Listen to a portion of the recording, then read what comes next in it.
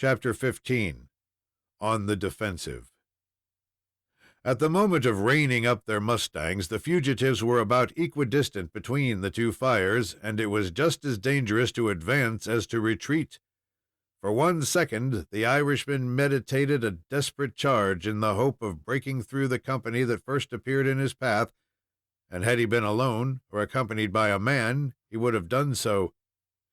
But slight as was his own prospect of escape, he knew there was absolutely none for the boy in such a desperate effort, and he determined that it should not be made.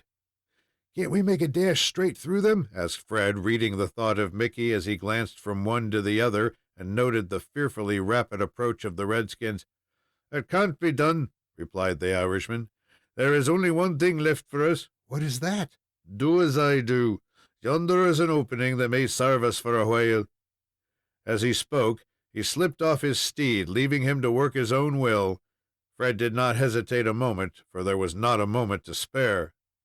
As he sprang to the ground, he pulled the beautiful Apache blanket from the back of the mustang that had served him so well.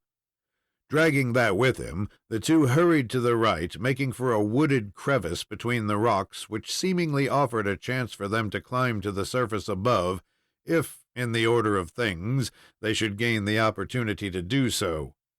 Mickey O'Rooney, as a matter of course, took the lead, and in a twinkling he was among the gnarled and twisted saplings, the interlacing vines, and the rolling stones and rattling gravel. As soon as he had secured a foothold, he reached out his hand to help his young friend. "Never mind me. I can keep along behind you. Go as fast as you can." "Let me have the blanket," said Mickey, drawing it from his grasp. "No, come ahead, for we have got to go it like monkeys." He turned and bent to his task with the recklessness of despair, for even in that dreadful crisis he thought more of the little fellow than he did of himself. If he could have been assured of his safety, he would have been ready to wheel about and meet his score or more of foes and fight them single-handed, as Leonidas and his band did at Thermopylae. But the fate of the two was linked together, and sink or swim, it must be fulfilled in company. The narrow wooded ravine in which they had taken enforced refuge was only 3 or 4 feet in width, the bottom sloping irregularly upward at an angle of 45 degrees. So long as this continued, so long could they maintain their laboring ascent to the top. Mickey had strong hopes that, with the advantage of the start, they might reach that point far enough in advance of their pursuers to secure some other concealment that would serve them until nightfall, when they could steal out and try their chances again. The saplings, growing at every inclination, afforded them much assistance, as they were able to seize hold with one or both hands, and thus help themselves along. But the vines in many places were of a peculiar running nature, and they frequently caught their feet and stumbled, but they were instantly up and at it again. All at once Mickey, who was scarcely an arm's length in advance, halted so abruptly that Fred ran plump against him. "Why don't you go on?" asked the panting lad. "I can't. Here's the end." So it was indeed. While pressing upward with undiminished effort, the Irishman found himself suddenly confronted with a solid perpendicular wall of rock, the narrow chasm, or fissure, terminated. It was like a fugitive, his heart beating high with hope, checked in his flight by the obtrusion of the great Chinese wall across his path. Mickey looked upward. As he stood, he could with outstretched arms touch the wall on his right and left, and kick the one in front, the only open route being in the rear, which was commanded by the Apache party. As he did so, he saw through the interstices of the interweaving, straggling branches the clear blue sky, with the edge of the fissure fully 40 feet above his head. His first hope was that some of the saplings around him were lofty enough to permit him to use them as a ladder, but the tallest did not approach within a half-dozen yards of the top. They were shut in on every hand. "We can't run any farther," said the Irishman, after a hasty glance at the situation.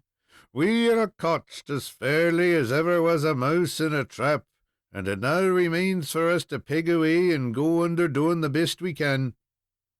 Have you your pistol?"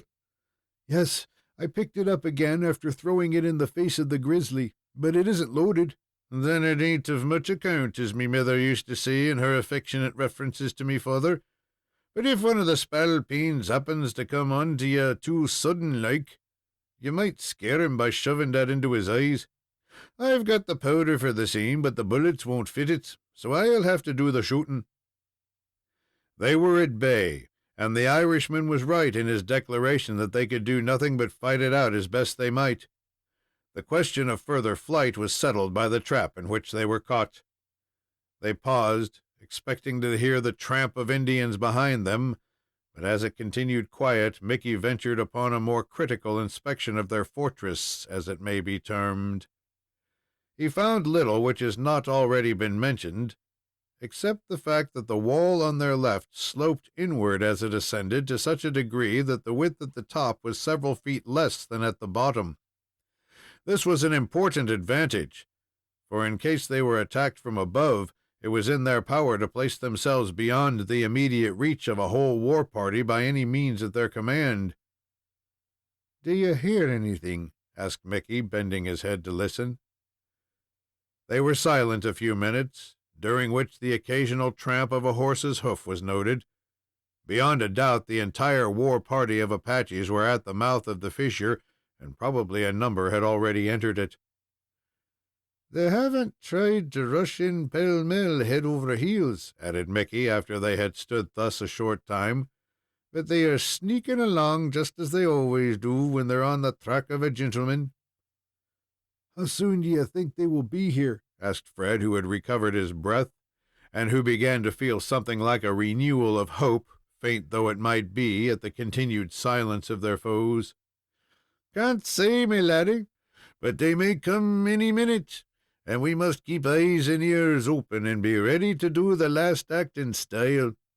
Don't you mind that we're very much in the same fix that we was when cotched in the cave, barring that we're worse off here than we were there. If someone should let a lasso down from the top, we might climb up just as we did there, but that's one of the things that ain't likely to happen." "Suppose we creep back a ways to see what the Indians are doing," ventured Fred, who was puzzled at the silence of their enemies, which had now continued for some time. "No need of doing that just yet. They'll let us know what they're at and what they mean." Whisht! At that juncture, the Irishman detected a movement among the wood and undergrowth of the ravine, and his rifle was at his shoulder like a flash. Fred understood, or rather suspected, the cause of the trouble, though he saw nothing. Only a few seconds elapsed when the trigger was pulled.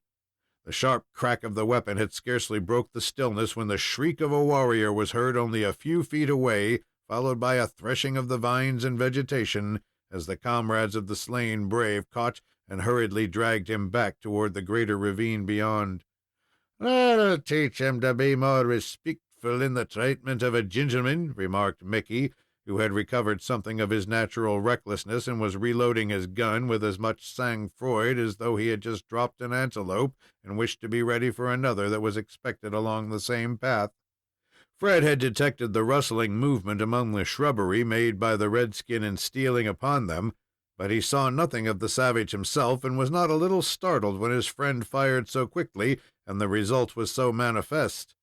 If the victim of this rather hastily fired shot was unable to appreciate the lesson from its having a too personal application to himself, his companions appreciated it fully.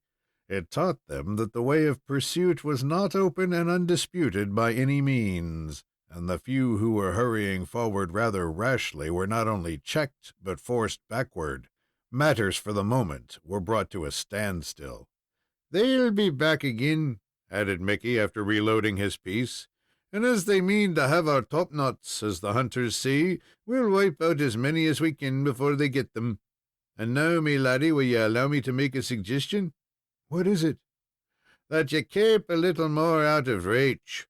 If one of the spalpeens creep up and shoots you dead, you'll be sorry you didn't take me advice when you come to think the matter over coolly. Here's a sort of boulder which seems to have carried in from above. Do you squeeze in behind that." "And what will you do?" asked Fred, acting upon his advice.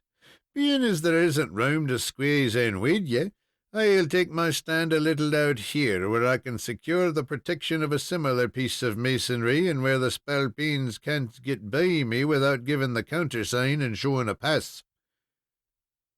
The lad did not specially like this arrangement, as it really retired him, but their quarters were so cramped that they had to dispose of themselves as best they could. He was obliged to feel that practically he was of no account, as his only pistol had become useless hours before. Accordingly, he forced himself in behind the boulder pointed out, and found that his position was safe against any treacherous shot from the front. He was uneasy, however, about the open space above him, for it struck him that it would be so easy for any of their foes to roll the rocks down upon their heads. When he came to examine the situation more critically, he was not a little relieved to find that he was protected by the sloping wall already mentioned.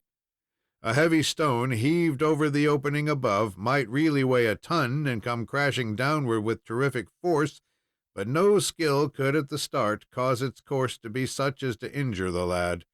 He therefore concluded that his friend Mickey was not unwise in placing him in such a refuge. End of Chapter 15. Read by Thomas Rose.